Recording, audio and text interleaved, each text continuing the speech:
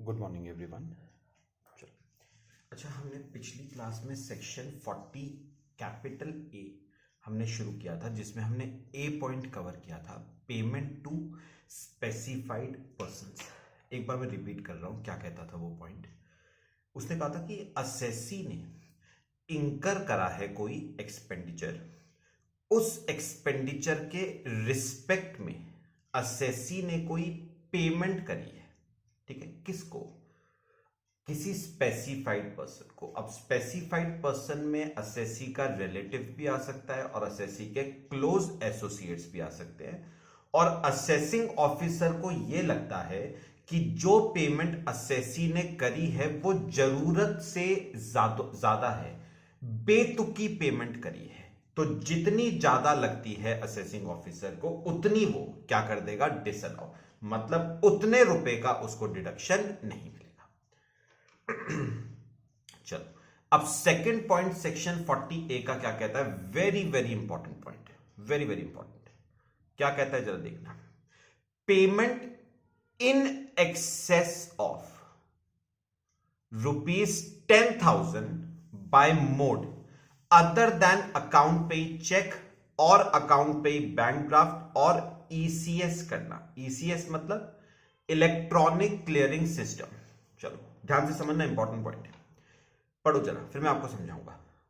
Assessee incurs any expenditure, payment और aggregate of payment to a person in a day, payment is more than ₹10,000, mode of payment is other than account pay check or account pay draft or ECS. If all the above conditions are satisfied, then assessing officer shall disallow 100% expenditure. बहुत ध्यान से सुनिए मेरी बात, very very important point. चार शर्तें सुनो। Assessee ने इंकर करा है कोई क्या? एक्सपेंडिचर, पहला पॉइंट। ठीक है, उस एक्सपेंडिचर के रिस्पेक्ट में असेसी ने पेमेंट करी है या aggregate of payments. Aggregate of payment मतलब हो सकता है एक दिन में 2 पेमेंट्स करी हो तो दोनों को क्या करना है? एग्रीगेट करना है। टू अ पर्सन, एक पर्सन को एक दिन में 10,000 रुपए से ज्यादा by mode other than account payee cheque और अकाउंट पे ड्राफ्ट और ईसीएस। तो देखो, पहला क्या था? असेसी ने इंकर करा है कोई एक्सपेंडिचर, उस एक्सपेंडिचर के रिस्पेक्ट में उसने एक पेमेंट करी है या काफी सारी पेमेंट्स करी हैं एक पर्सन को एक दिन में। ये दूसरा पॉइंट, एक पर्सन को एक दिन में 10,000 रुपए से ज्यादा। किस मोड के through? Account payee check, account payee draft या ईसीएस के अलावा किसी और मोड के थ्रू, अदर देन। तो उस केस में असेसिंग ऑफिसर आपका पूरा का पूरा खर्चा क्या कर देगा? डिसअलाउ। मैं आपको ना ये वाला केस समझाता हूं, मेरी बात ध्यान से सुनना। पता है बेसिकली गवर्नमेंट क्या कह रही है? ध्यान से मेरी बात सुनना। गवर्नमेंट कह रही है कि अगर आप एक पर्सन को, ध्यान से सुनना, अगर आप एक पर्सन को एक दिन में, मैं दोबारा बोल रहा हूं, अगर आप एक पर्सन को एक दिन में 10,000 रुपए से ऊपर की पेमेंट करना चाहते हो ना, मैं दोबारा बोल रहा हूं, अगर आप एक पर्सन को एक दिन में 10,000 रुपए से ऊपर की पेमेंट करना चाहते हो तो वो पेमेंट अकाउंट पे चेक या अकाउंट पे ड्राफ्ट या ईसीएस के थ्रू ही होनी चाहिए। हां, अगर आप 10,000 रुपए तक की पेमेंट करना चाहते हो, 10,000 रुपए तक की पेमेंट, तो वो आप जैसे मर्जी करो, हमें दिक्कत नहीं है। लेकिन अगर आप 10,000 से ऊपर की पेमेंट करना चाहते हो तो वो पेमेंट आपको सिर्फ और सिर्फ अकाउंट पे चेक या अकाउंट पे ड्राफ्ट या ईसीएस के थ्रू ही करनी पड़ेगी। क्या कह रहे हैं? मैं जरा थोड़ा सा आपसे ना डिस्कस करूं, देखना जरा।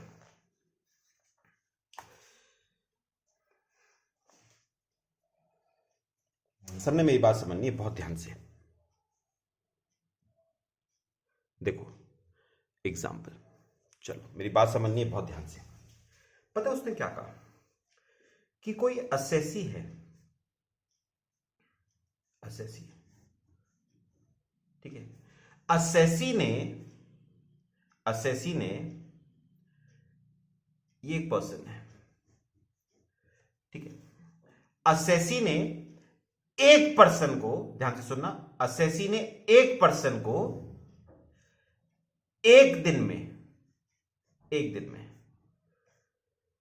पेमेंट करनी है, ठीक है।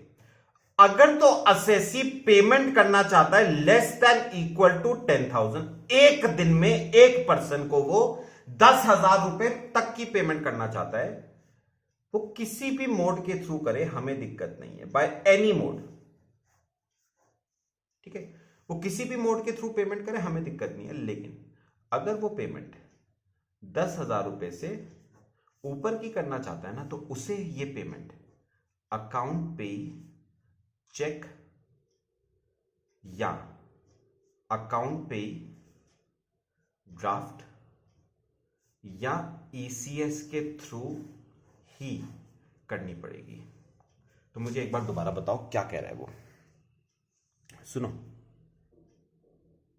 वो क्या कह रहा है। वो कह रहा है अगर कोई असेसी एक दिन में एक पर्सन को पेमेंट 10,000 रुपए तक की करना चाहता है, तो किसी भी मोड के थ्रू करे, हमें दिक्कत नहीं है।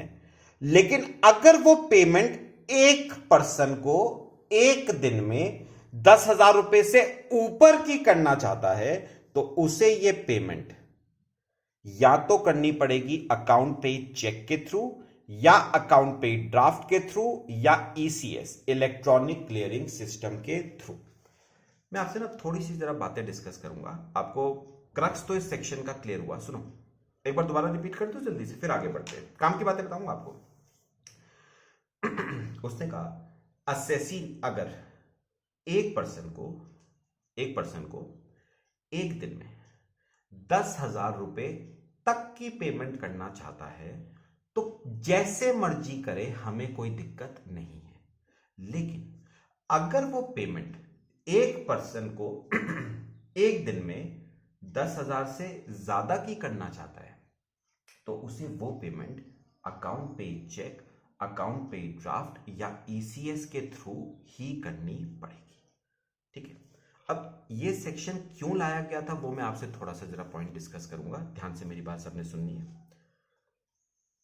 सुनो, अगर मैं बात करूं कि क्रक्स, इस सेक्शन का क्रक्स क्या है, तो वो जरा आपने मेरी बात सुननी है सबने ध्यान से, ठीक है। क्रक्स क्या है इस सेक्शन का,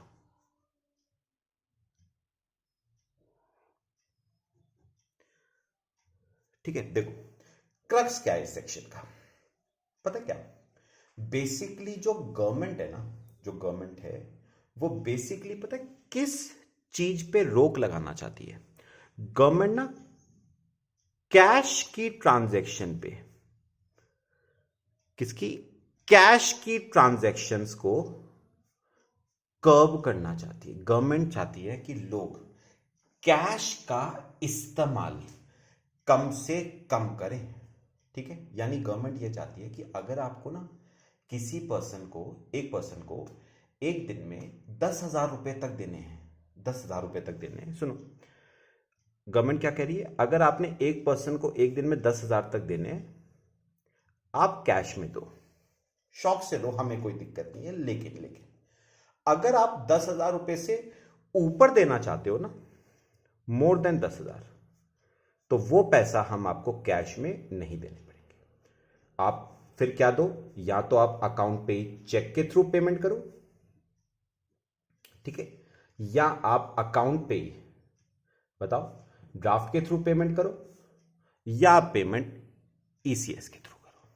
तो बेसिकली मुझे बताओ गवर्नमेंट किस चीज पे रोक लगाना चाहती है। गवर्नमेंट कैश के इस्तेमाल पे रोक लगाना चाहती है। गवर्नमेंट कह रही है 10,000 रुपए तक की पेमेंट एक पर्सन को एक दिन में आप कैश में करो, हमें बिल्कुल कोई दिक्कत नहीं है। लेकिन अगर 10,000 रुपए से ऊपर की पेमेंट करना चाहते हो एक पर्सन को एक दिन में, तो वो आप कैश में नहीं कर सकते। अगर आपने कैश में करी, हम पूरे का पूरा खर्चा आपका क्या कर देंगे, डिसअलाउ कर देंगे। यानी अज्यूम करके चलो, मैंने 50,000 रुपए का माल खरीदा था, 50,000 रुपए का माल खरीदा था एक सप्लायर से। मैंने उस सप्लायर को 50,000 रुपए पे कर दिए, किसमें, कैश में। क्या कहा था गवर्नमेंट ने क्या कहा था, 10,000 रुपए तक की पेमेंट कर सकते हो आप कैश में, 10,000 रुपए से ऊपर की पेमेंट आप कैश में नहीं कर सकते। मैंने कितने रुपए दे दिए कैश में, 50,000 रुपए दे दिए उसको कैश में। गवर्नमेंट ने कहा आपने एक पर्सन को एक दिन में 50,000 रुपए दे दिए कैश में, हम पूरे का पूरा खर्चा 50,000 रुपए आपका क्या कर देंगे, डिसअलाउ। मतलब आप इस 50,000 रुपए का deduction trading and profit and loss account में से नहीं ले पाओगे। तो इस बात का बहुत ध्यान रखना कि एक पर्सन को एक दिन में 10,000 रुपए से ऊपर की पेमेंट आप कैश में नहीं कर सकते। ठीक है ना। तो बेसिकली गवर्नमेंट ये चाहती है कि लोग कम से कम कैश का इस्तेमाल करें और ज्यादा से ज्यादा वो पेमेंट्स किस फॉर्म में करें, चेक्स के फॉर्म में करें, अकाउंट पे चेक्स के फॉर्म में, अकाउंट पे ड्राफ्ट्स के फॉर्म में करें, या फिर इलेक्ट्रॉनिक क्लियरिंग सिस्टम के थ्रू करें। ठीक है, चलो ये हमारा ना फिलहाल हमने यहां तक सेक्शन पढ़ा। अब आगे क्या कहता है जरा देखना। फिर उसने कहा है हाउएवर, देखना जरा ध्यान से, देखो, however where payment is made for plying, hiring or leasing goods carriages, then rupees 10,000 shall be replaced by rupees 35,000। मैं आपको इसका मतलब समझाता हूं। where payment is made for plying, hiring or leasing goods carriages।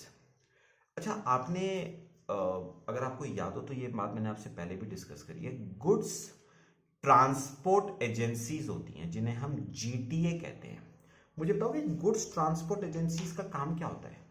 वो आपके गुड्स का movement करती हैं, वो आपके गुड्स ट्रांसपोर्ट करती हैं from one destination to another. उन्हें हम कहते हैं प्लाइंग, हायरिंग और लीजिंग गुड्स कैरेजेस। तो इसके ऊपर शॉर्ट में लिख लेना जीटीए, मतलब गुड्स ट्रांसपोर्ट एजेंसी। इसका बेस्ट एग्जांपल अगर आपको दूं तो मूवर्स एंड पैकर्स। मुझे बताइए जो मूवर्स एंड पैकर्स हैं ये क्या करते हैं? आपके गुड्स का मूवमेंट करते हैं from one place to another. तो उन्होंने कहा गुड्स ट्रांसपोर्ट एजेंसी के केस में, सुनो, अगर आप पेमेंट किसी गुड्स ट्रांसपोर्ट एजेंसी को कर रहे हो तो 10,000 की जगह लिमिट कितनी होगी, 35,000। तो मेरी एक बात सुनो, अगर मैं पेमेंट, बताओ दोबारा, किसको कर रहा हूं, गुड्स ट्रांसपोर्ट एजेंसी को मैं क्या कर रहा हूं, पेमेंट कर रहा हूं, तो उस केस में याद रखना मैं गुड्स ट्रांसपोर्ट एजेंसी को एक दिन में 35,000 रुपए, 35,000 रुपीज तक का क्या दे सकता हूं, कैश दे सकता हूं। लेकिन अगर 35,000 से ऊपर की पेमेंट करना चाहता हूं मैं, तो वो मुझे account payee check, account payee draft या ईसीएस के थ्रू करनी पड़ेगी। तो याद रखना, मैं दोबारा बोल रहा हूं, अगर आप पेमेंट किसको कर रहे हो, गुड्स ट्रांसपोर्ट एजेंसी को, तो आप 35,000 रुपए तक का क्या दे सकते हो, कैश दे सकते हो। अगर 35,000 रुपए से ऊपर की पेमेंट करना चाहते हो तो वो पेमेंट आपको account payee check, account payee draft या ईसीएस के थ्रू करनी पड़ेगी। ठीक है, अच्छा, अब मैं ना आपको इस रूल के कुछ एक्सेप्शंस बता रहा हूं, ध्यान से सुनना। एक्सेप्शंस का मतलब क्या हुआ, सुनो मेरे को बताओ जनरल रूल क्या है। सुनो, जनरल रूल क्या है? जनरल रूल तो यह है कि मैं 10,000 रुपए तक की पेमेंट, 10,000 रुपए तक की पेमेंट मैं कैश में कर सकता हूं। ठीक है, हाँ, अगर 10,000 रुपए से ऊपर की पेमेंट करना चाहता हूं तो मुझे वो करनी पड़ेगी account payee check, account payee draft या ईसीएस के थ्रू। अब मैं इस रूल के आपको क्या बता रहा हूं, एक्सेप्शन। मतलब इन केसेस में आप 10,000 रुपए से ऊपर की पेमेंट भी किस में कर सकते हो आप? कैश में कर सकते हो। कौन कौन से हैं वो केसेस सुनो। Payment made to any banking company और LIC। यहां पर देखो, पहला है payment made to any banking company और LIC। तो मुझे बताओ, अगर मैं किसी बैंक को पेमेंट कर रहा हूं या LIC को प्रीमियम की पेमेंट कर रहा हूं, तो याद रखना 10,000 रुपए से ऊपर की पेमेंट कैश में कर सकता हूं। अगर मैं पेमेंट गवर्नमेंट को कर रहा हूं तो मैं 10,000 रुपए से ऊपर की पेमेंट कैश में कर सकता हूं। अच्छा, अब एक बात आपने नोटिस करी, सुनो सुनो ध्यान से, बड़ी काम की बात करूंगा। मुझे एक बात बताओ, गवर्नमेंट सेक्शन 40A के थ्रू किस चीज पे रोक लगाना चाहती है? कैश पे रोक लगाना चाहती है। मुझे बताओगे क्यों? कैश पे क्यों?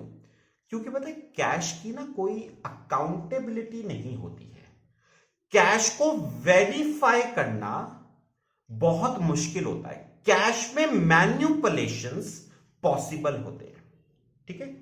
अच्छा, अब सुनो, गवर्नमेंट ने क्या कहा था, ध्यान से सुनना, सेक्शन 40A की वर्डिंग्स बता रहा हूं आपको। गवर्नमेंट ने कहा था कि आप 10,000 रुपए से ऊपर की अगर पेमेंट करना चाहते हो तो वो अकाउंट पे चेक या अकाउंट पे ड्राफ्ट या ECS के थ्रू ही करोगे। क्यों? क्योंकि अकाउंट पे चेक की भी अकाउंटेबिलिटी होती है, वो आपकी बैंक स्टेटमेंट में अपीयर करेगा। अकाउंट पे बैंक ड्राफ्ट की भी अकाउंटेबिलिटी होती है, वो आपकी बैंक स्टेटमेंट में अपीयर करेगा। और ECS की भी अकाउंटेबिलिटी होती है, क्योंकि वो आपकी बैंक स्टेटमेंट में क्या करेगा? अपीयर। हां, कैश की कोई अकाउंटेबिलिटी नहीं होती है। कैश को वेरीफाई करना आसान नहीं होता है। कैश में मैन्युपुलेशंस पॉसिबल होती है, इसलिए आप 10,000 रुपए से ऊपर की पेमेंट कैश में नहीं कर सकते। अब सुनना मेरी बात, मैंने गवर्नमेंट से फिर एक बात पूछी, ध्यान से सुनना जो मैं कहूंगा। मैंने गवर्नमेंट से कहा, क्या मैं 10,000 रुपए से ऊपर की पेमेंट, ठीक है, कैश में नहीं कर सकता? मुझे समझ आया, और रीजन भी समझ आया कि कैश में मैन्युपुलेशंस पॉसिबल होती है। चलो समझ आया। मुझे एक बताओ, मैं 10,000 रुपए से ऊपर की पेमेंट क्रेडिट कार्ड के थ्रू कर सकता हूं? गवर्नमेंट ने कहा हाँ, ये बात तो है। और मेरे को बताओ, क्रेडिट कार्ड के थ्रू अगर पेमेंट करते हो तो क्रेडिट कार्ड के थ्रू मैन्युपुलेशंस भी नहीं हो सकती, क्योंकि जितनी पेमेंट आप क्रेडिट कार्ड के थ्रू करोगे ना, वो आपकी क्रेडिट कार्ड की स्टेटमेंट में अपीयर करेगी। तो क्रेडिट कार्ड में मैनिपुलेशंस नहीं होती। अच्छा मुझे बताओ, मैं 10,000 रुपए से ऊपर की पेमेंट क्या डेबिट कार्ड के थ्रू नहीं कर सकता? क्योंकि डेबिट कार्ड के थ्रू जो पेमेंट करूंगा वो भी बैंक स्टेटमेंट में अपीयर करेगी, मैनिपुलेशंस पॉसिबल नहीं है। अच्छा, मैं 10,000 रुपए से ऊपर की पेमेंट क्या इंटरनेट बैंकिंग के थ्रू नहीं कर सकता? अगर मैं इंटरनेट बैंकिंग के थ्रू करता हूं तो भी वो 10,000 मेरी बैंक स्टेटमेंट में क्या करता है? अपीयर। क्या मैं 10,000 रुपए से ऊपर की पेमेंट बिल ऑफ एक्सचेंज के थ्रू नहीं कर सकता क्या? तो गवर्नमेंट ने कहा बिल्कुल ठीक बात है, आप 10,000 रुपए से ऊपर की payment credit card, debit card, net banking, bill of exchange के थ्रू कर सकते हो। यानी मुझे एक बात समझ आई, अब मैं 10,000 रुपए से ऊपर की पेमेंट अकाउंट पे चेक के थ्रू कर सकता हूं, अकाउंट पे ड्राफ्ट के थ्रू कर सकता हूं, ECS के थ्रू कर सकता हूं, debit card, credit card, net banking और बिल ऑफ एक्सचेंज के थ्रू कर सकता हूं। हाँ, कैश के थ्रू आप 10,000 रुपए से ऊपर की पेमेंट नहीं कर सकते। अच्छा, फोर्थ पॉइंट, अगर आपने पेमेंट करी है for purchase of agricultural produce, fish और fish products, products of horticulture, apiculture and amount is paid to cultivator of such products, मतलब सिंपल वर्ड्स में बोलूं तो किसानों को पेमेंट अगर कर रहे हो, फार्मर्स को, तो याद रखना ये रूल अप्लाई नहीं करता, क्योंकि बहुत सारे किसानों के बैंक अकाउंट होते ही नहीं है। अब जब उनके बैंक अकाउंट नहीं होते तो उन्हें चेक देके क्या करोगे? ठीक है, तो payment made for products manufactured without the aid of power in cottage industry, आप 10,000 रुपए से ऊपर की पेमेंट कैश में कर सकते हो। अब ये बात सुनो, payment is made at a place which is not serve by any bank. अब सोच के देखो, मैंने ना किसी गांव में पेमेंट करनी है, एक पर्सन है उसको पेमेंट करनी है जो कहां रहता है? गांव में। मैंने उसको कहा कि भाई क्योंकि मैंने तेरे को 10,000 रुपए से ऊपर पैसा देना है तो मैं तुझे कैश में नहीं दे सकता, मैं तुझे चेक के थ्रू दूंगा, अकाउंट पे चेक के थ्रू। ठीक है, तू वो अकाउंट पे चेक अपने बैंक अकाउंट में जमा करवाइयो और पैसा निकाल लियो। अब उसने कहा ओ भाई मैं गांव का रहने वाला हूं, गांव में तो बैंक ही नहीं है। अब जब बैंक ही नहीं है तो अकाउंट कहां से आएगा मेरा? और जब मेरा अकाउंट नहीं आएगा तो मुझे अकाउंट पे ही चेक देके करेगा क्या? मतलब अगर आप पेमेंट ऐसी जगह पे कर रहे हो जहां पर आज तक कोई बैंक ही नहीं है, तो बताओ ऐसी जगह पे पेमेंट आप account payee check, account payee draft या ईसीएस के थ्रू कैसे कर सकते हो? आपको पेमेंट करनी पड़ेगी कैश के थ्रू। ठीक है, अब एक बात और सोच के देखो, लास्ट पॉइंट कर रहा हूं, सोच के देखो, आपको पेमेंट ऐसी दिन करनी पड़ रही है जिस दिन बैंक स्ट्राइक्स वगैरह की वजह से बंद है या हॉलीडेज वगैरह की वजह से बंद है। अब सुनो, मेरा सप्लायर मेरे पास आया और उसने कहा कि सर आपने मुझसे सामान खरीदा था 20,000 रुपए का, मुझे पैसा दे दो। मैंने क्या करा, अकाउंट पे चेक काटा, उसको दे दिया। अब उसने कहा कि सर इस अकाउंट पे चेक का क्या करूं, बैंक अगले 4-5 दिनों तक बंद है, पहले कुछ हॉलीडेज है, गैजेटेड हॉलीडेज है, फिर बैंक की कुछ स्ट्राइक्स वगैरह है, 5 दिन तक तो बैंक ही बंद है। अब जब 5 दिन तक बैंक बंद है तो मैं अकाउंट पे ही चेक रख के करूंगा क्या, और मुझे पैसा अर्जेंट चाहिए, मुझे पैसा।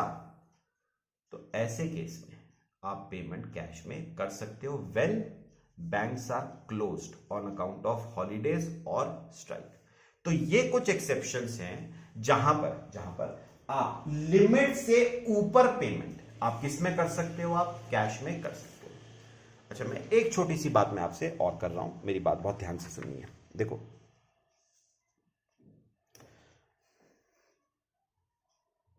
यहां पर देखना,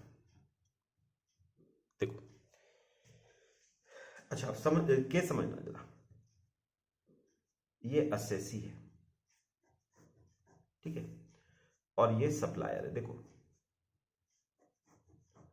पता है इस असेसी ने ना इस सप्लायर से कुछ परचेजेस करी उधार पे, क्रेडिट परचेजेस करी 50,000 रुपए की, ठीक है, इन फाइनेंशियल ईयर 18-19, ठीक है।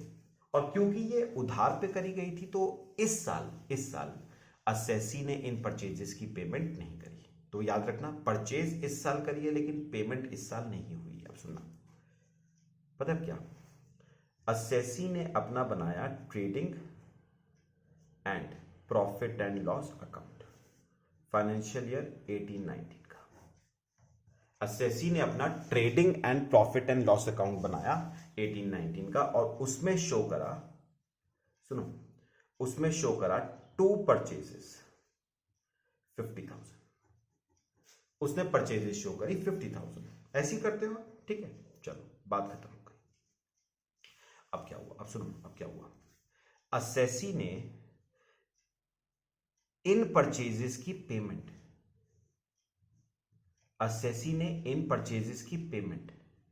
करी इन फाइनेंशियल ईयर 19-20। और बताइए, पूरे 50,000 उसने किस में पे कर दिए, कैश में पे कर दिए। उसने ये पूरे 50,000 किस में पे कर दिए, कैश में। अब मेरी बात सुनो, कौन से सेक्शन का उल्लंघन किया, सेक्शन 40A का आपने उल्लंघन किया। क्या कहता है 40A, मेरे को अपने आप बताना। अगर आपने एक पर्सन को एक दिन में 50,000 रुपए से 10,000 रुपए से ऊपर की पेमेंट किस में करी, कैश में करी। मैं दोबारा बोल रहा हूं, अगर आपने एक पर्सन को एक दिन में 10,000 रुपए से ऊपर की पेमेंट कैश में करी तो हम आपको उस खर्चे का डिडक्शन नहीं देंगे। अब सुनो, इस असेसी ने 50,000 रुपए की पेमेंट कर दी सप्लायर को, किसमें, कैश में। कौन से सेक्शन का उल्लंघन किया, सेक्शन 40A का उल्लंघन किया, जो साफ साफ कहता था एक पर्सन को एक दिन में 10,000 रुपए कैश दे सकते हो, बस। आपने कितना दिया, 50,000 कैश। सेक्शन 40A कह रहा है हम आपके इस खर्चे को क्या कर देंगे, डिसअलाउ, मतलब हम आपको इस खर्चे का डिडक्शन नहीं देंगे। सुनो, मैंने गवर्नमेंट को दिखाया ठेंगा और मैंने कहा तुम अब क्या कर लोगे, डिडक्शन तो मैं ऑलरेडी, बात सुनो, डिडक्शन तो मैं ऑलरेडी फाइनेंशियल ईयर 18-19 में ले ही चुका हूं।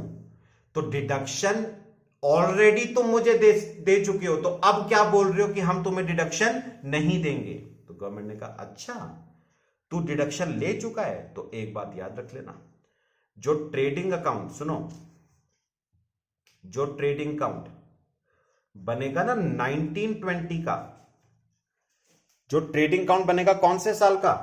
1920 का। गवर्नमेंट ने कहा ये जो डिडक्शन हमने तुमको दिया था ना 50,000 रुपए का 1819 में, हम इसको क्या कर देंगे? रिवर्स कर देंगे। तो deduction reversed under section 40A। कितना? पूरा 50,000 आपका क्या हो जाएगा? रिवर्स हो जाएगा।